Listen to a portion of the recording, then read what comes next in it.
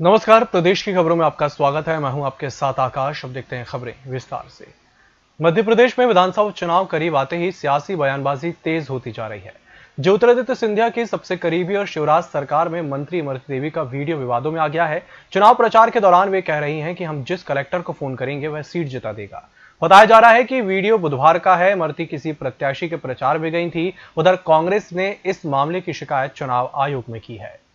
8 सीटें जीतने और उन्हें कम से कम 27 सीटें जीतने, तो आप बता दो सत्ता सरकार का आंखें मुंचे बैठी रहेगी और वे पूरी की पूरी जीत लेंगे। सत्ता सरकार का इतना बहुमत होता है कि अगर मैंने चाहे कलेक्टर से जहाँ सीट हमें चाहिए तो वो सीट मिल जाती है। मैंने चाहे कलेक्टर से जहाँ सीट हमें चाहिए तो वो सीट मिल जाती है। तो भोपाल में कांग्रेस कार्यकर्ता प्रधानमंत्री नरेंद्र मोदी के जन्मदिन को बेरोजगारी दिवस के रूप में मना रहे हैं। गुरुवार सुबह पार्टी के कार्यकर्ताओं ने पीसीसी कार्यालय में पकौड़े तलकर अपना प्रदर्शन किया। इसी दौरान पीसीसी के पास ही पूर्व मंत्री रामपाल सिंह के बंगले के पास बाइक सवार घायल होकर गिर गया। उसे मिर्गी का दौरा पड़ा। युवक को घायल देख विधायक कुणाल चौधरी समेत अन्य कार्यकर्ता मदद के लिए भागे और युवक को अस्पताल पहुंचाया। घायल के सिर पर गंभीर चोट आई है। ऐसे में वह कुछ भी बता नहीं सका। ऐसे में उसकी पहचान नहीं हो सकी है। राजधानी में बेरोजगार युवा प्रधानमंत्री नरेंद्र मोदी के जन्मदिन को राष्ट्रीय बेरोजगारी दिवस के रूप में मना रहे हैं। भोपाल के नीलम पार्क में शहर के 70 बेरोजगार युवाओं ने अर्धनग्न होकर अपनी डिग्रियों को गले में लटकाकर विरोध प्रदर्शन किया। उन्होंने जो बैनर ले रखा था उसमें लिखा था, ना मैं चोर हूं ना चौकीदार, साहब मैं तो बेरोजगार हूं। मैं मध्य विधानसभा के तमाम उन नौजवान 70 नौजवानों के साथ बैठा हूं कि 70वां जन्मदिन मनाने से पहले प्रधानमंत्री जी से ये सवाल कर रहा हूं कि 70 नौजवानों के हाथ में डिग्री और कटोरा है, इनको रोजगार क्यों नहीं मिला। 2 करोड़ लोगों को नौकरी देने का वादा करके केंद्र में सत्ता में आए थे। 12 करोड़ लोगों को सत्ता से नौकरियों से निकाल दिया। एक आदेश कल जारी करा, ये आदेश मेरे पास है। इस आदेश में इन्होंने साफ आदेश करा है कि अब कोई भी 2020 तक एम्प्लॉयमेंट नहीं देंगे। तो मैं इनसे ये सवाल करना चाहता हूँ कि उसके बाद किस बेहयाई बेशर्मी के साथ आप सेवा दिवस के रूप में मना रहे हो। मध्य प्रदेश में 28 विधानसभा सीटों पर होने वाले उपचुनाव को लेकर सियासी घमासान चरम पर पहुंच गया है। कांग्रेस ने भाजपा की चुनाव आयोग से शिकायत करके सरकार में शामिल 14 मंत्रियों को हटाने की मांग की है। कांग्रेस ने इसमें डबरा से भाजपा प्रत्याशी और महिला बाल विकास मंत्री इमरती देवी का बयान का हवाला देने के साथ ग्वालियर में मंत्री प्रद्युम्न सिंह तोमर के कांग्रेस कार्यकर्ता से उलझने के मामले का हवाला भी दिया है। मुख्यमंत्री शिवराज सिंह चौहान ने गुरुवार को पोषण महोत्सव का शुभारंभ किया। भोपाल के अंकुर हायर सेकेंडरी स्कूल में कार्यक्रम का आयोजन किया गया। शिवराज ने कहा कि कुपोषण से लड़ने के लिए हम पोषण सरकार बनाएंगे, जिसमें सरकार और समाज मिलकर काम करेंगे। हर गांव में एक पोषण मटका रखा जाएगा, जिसमें गांव का प्रत्येक परिवार थोड़ा थोड़ा योगदान देगा तो इससे बड़ा परिवर्तन हो सकता है। इस मटके से मिलने वाले खाद्य पदार्थों और सब्जियों का उपयोग पोषण आहार बनाने में किया जाएगा। और पोषण मिशन के बारे में थोड़ी देर पहले हम लोगों ने चर्चा की है। ये लंबा बोलने की जरूरत नहीं है। हमको अपने बच्चों को सुपोषित रखना है, कुपोषण दूर रखना है। समाज के सहयोग से कुपोषण को दूर रखना है, दूर करना है। और हमारी लाडली बेटियों को देख के तो मुझे बहुत आनंद और प्रसन्नता होती है। अब बड़ी बड़ी हो गई है मेरी बेटियां। जब पहले उनने जन्म लिया था तब ये लाड़ी लक्ष्मी योजना शुरू हुई थी। उनको भी बहुत शुभकामनाएं, बधाई। मिलकर कुपोषण दूर करेंगे, प्रदेश को सुपोषित करेंगे, बच्चे आगे बढ़ेंगे तो प्रदेश आगे बढ़ेगा। मध्य प्रदेश की सरकार ने अपने कर्मचारियों के लिए एक राहत भरी योजना की घोषणा की है। सरकार ने ऐलान किया है कि अगर प्रदेश का कोई सरकारी कर्मचारी कोरोना वायरस से संक्रमित हो जाता है तो वह अपना इलाज किसी भी निजी अस्पताल में करा सकता है। इसका भुगतान सरकार करेगी। सरकार की घोषणा के अनुसार सरकारी कर्मचारी और उनके परिजन कोरोना का इलाज निजी अस्पताल में करवा सकेंगे। प्रदेश के सहकारिता मंत्री अरविंद भदौरिया बीते माह 2 बार कोरोना पॉजिटिव आ चुके हैं। ऐसे में उनकी जिम्मेदारी बनती है कि वह इस दिशा में लोगों को जागरूक करें और जिन कारणों से संक्रमण से दूरी बनाई जा सकती है इसके प्रति लोगों को जागरूक करें। लेकिन ये क्या, मंत्री खुद ही संक्रमण से नजदीकी बना रहे हैं। दरअसल सहकारिता मंत्री भदौरिया गुरुवार को होशंगाबाद पहुंचे थे। यहां पर उन्होंने सर्किट हाउस के एक हिस्से में पौधरोपण किया। इस कार्यक्रम की तस्वीर सामने आई है। उसमें शामिल अधिकतर लोग बिना मास्क के हैं। खुद मंत्री भदौरिया के मुंह पर भी मास्क नहीं है। इसके अलावा सोशल डिस्टेंसिंग ताक पर रखकर सभी लोग आसपास खड़े हुए हैं। भोपाल सहित प्रदेश में संचालित प्राइवेट यात्री बसों का किराया 25% तक बढ़ाया जा सकता है। नतीजतन यात्रियों को महंगा सफर करना पड़ेगा। बस ऑनर्स एसोसिएशन ने परिवहन विभाग को किराया बढ़ाने को लेकर अपने तर्कों सहित मांग पत्र सौंपा है। इसमें 50% तक किराया बढ़ाने की मांग की गई है। अगले 1-2 दिन में किराया बोर्ड की मीटिंग कर उन पर विचार किया जाएगा। वर्तमान में 730 में से अब तक 170 बसों का ही संचालन हो रहा है। उनमें भी यात्रियों की कमी चल रही है और बस ऑपरेटरों को भी घाटा हो रहा है। पूर्व केंद्रीय मंत्री अरुण यादव ने ज्योतिरादित्य सिंधिया को प्रदेश का सबसे बड़ा मुआफिया बताया है। उन्होंने बयान देते हुए कहा कि ग्वालियर और शिवपुरी में ज्योतिरादित्य सिंधिया ने हजारों एकड़ जमीन पर कब्जा कर रखा है, जो जनता की जमीन है।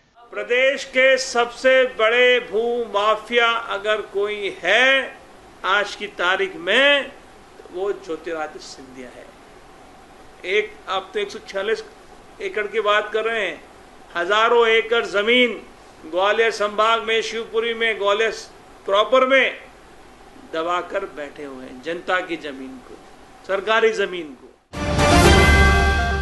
मध्य प्रदेश में उपचुनाव से पहले कांग्रेस ज्योतिरादित्य सिंधिया को उन्हीं के गढ़ में घेरने में लगी हुई है, जिसके तहत कांग्रेस के मुख्य प्रवक्ता के मिश्रा ने कमलनाथ सरकार के पूर्व मंत्री पीसी शर्मा सहित और नेताओं के साथ मिलकर ज्योतिरादित्य सिंधिया पर कई बड़े और गंभीर आरोप लगाए। के मिश्रा ने कहा कि जब भी सिंधिया कमलनाथ से मिले सिर्फ ब्लैकमेलिंग की बात की। उन आरोपों की पुख्ता शॉर्ट ब्रीफ आपको 171 पेजेस में हमने आपको दी है, जो डॉक्यूमेंट सहित है।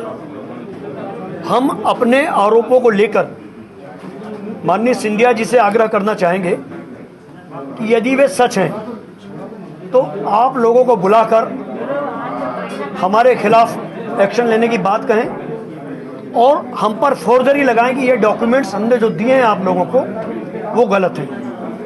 और यदि वो नहीं आते हैं तो सिंधिया जी के कंधे पर सवार मुख्यमंत्री शिवराज सिंह चौहान जी, जो अब उन्हें देशभक्त बता रहे हैं बदली परिस्थितियों में, वे इस बात को बताएं कि 23 मार्च को शपथ उन्होंने 12 बजे ली थी, शाम 5 बजे सिंधिया जी के विरुद्ध जो 10 साल पुराने प्रकरण की एफआईआर दर्ज हुई थी जमीनों को लेकर, जमीन घोटाले को लेकर, पहले जनहित के आदेश में शिवराज सिंह चौहान जी ने उन एफआईआर को खत्म क्यों किया। मध्य प्रदेश के ऊर्जा मंत्री प्रद्युम्न सिंह तोमर ने उनको घेर कर झूमाझपटी करने वाले कांग्रेसियों को संदेश दिया है कि इस तरह उनको जनसेवा के मार्ग पर कोई रोक नहीं सकता। उन्होंने कहा कि कांग्रेस अपने कार्यकाल में जनता से किए वादे पूरे नहीं कर सकी, इसलिए जनता को देने के लिए उनके पास कोई जवाब नहीं है। परिणाम स्वरूप इस तरह की राजनीति पर उतारू हो गए हैं। फूलबाग चौराहे पर माझी समाज का धरना चल रहा था, वो तपती धूप में बैठे हुए थे। उनकी मांगों, उनका ज्ञापन लेने फूलबाग चौराहे पर गया। वहां पर कुछ कांग्रेस के झंडा लिए हुए लोग खड़े हुए थे। मेरी गाड़ी के ऊपर और वो माझी समाज के लोगों के बीच धरने तक ना पहुंचूं, वहां पर आकर के व्यवधान पैदा करने की कोशिश की। जन सेवक को जिस तरीके से गुंडागर्दी करने की जो कोशिश की गई है, मैं उन कांग्रेसियों से ससम्मान कहना चाहता हूं कि ये सेवक विचलित नहीं होगा। ये जनता का सेवक ग्वालियर की जनता के हकों और उनके सम्मान की रक्षा के लिए सब कुछ न्योछावर कर देगा। और आज भी मेरे को वो जनता की सेवा के लिए रोक नहीं सकते। मैं उनसे आग्रह कर रहा हूं कि वो जरा भी जनता के विकास में आड़े ना आए, क्योंकि जनता किसी पार्टी की नहीं होती है। जब तक लोग हैं तभी तक हम लोग राजनीति कर पा रहे हैं। गृह मंत्री डॉक्टर नरोत्तम मिश्रा ने पूर्व मुख्यमंत्री और पीसीसी चीफ कमलनाथ पर निशाना साधा है। उन्होंने कमलनाथ के 35 दिन बाद विधानसभा अध्यक्ष बनाए जाने के सवाल पर जवाब देते हुए कहा कि वह कहा करते थे कि पूरे 5 साल सरकार चलेगी, लेकिन नहीं चली। कांग्रेस ने कहा था सरकार बनने के बाद 10 दिन में कर्जा माफ कर दिया जाएगा, लेकिन आज तक किसानों का कर्जा माफ नहीं हुआ, क्योंकि कांग्रेस ही झूठ बोलने के आदी है। ये ऐसे ही तो कहते थे कि 5 साल चलेगी, 5 साल कही थी कि नहीं कही थी? अच्छा बताओ, कही थी फिर चली? ये ऐसे ही झूठ बोल के नहीं कहा था ना 10 दिन में 2 लाख माफ होंगे, कहा था कि नहीं कहा था? ऐसे ही कहा था, फिर हुए। इनने ही कहा था ना कि 4,000 रुपए महीने घर बैठे बेरोजगारी भत्ता देंगे, दिए। झूठ बोलने के आदी हैं, झूठ पर झूठ, झूठ पर झूठ।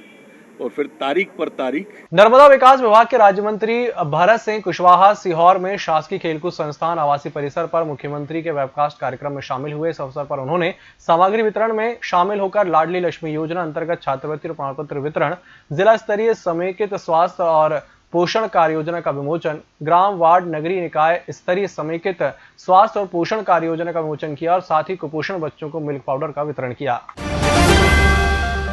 मध्य प्रदेश में 28 सीटों के विधानसभा उपचुनाव के लिए चुनाव आयोग ने तैयारी तेज कर दी है। आयोग के सूत्रों से मिले संकेत के अनुसार संभवतः सितंबर के अंतिम सप्ताह में आचार संहिता की अधिसूचना जारी कर दी जाएगी। नवंबर के प्रथम सप्ताह में मतदान की प्रक्रिया पूरी कर ली जाएगी। इसी के साथ इस बुलेटिन में इतना ही। नमस्कार।